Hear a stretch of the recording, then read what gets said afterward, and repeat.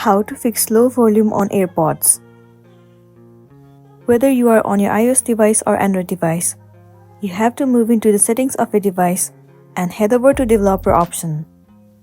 If the developer option is not enabled on your device, then you have to head over to About Phone, and at the bottom, you'll find the option where it says build number. All you want to do is click on it for 7 times. Once that has been done, developer options will be enabled.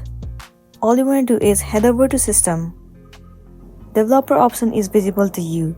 Head over to it. In here, different options will be available to you. You can see the option of Disable Absolute Volume. All you want to do is toggle on this option. This feature says, in case of volume issue with remote devices such as unacceptable loud volume or lack of control, you can enable this option to minimize the issue, and then you'll be good to go. So that's all for today, and this is simply how you can fix low volume on AirPods. Make sure to smash the like button and consider subscribing if you found this video helpful. We'll see you in the next one.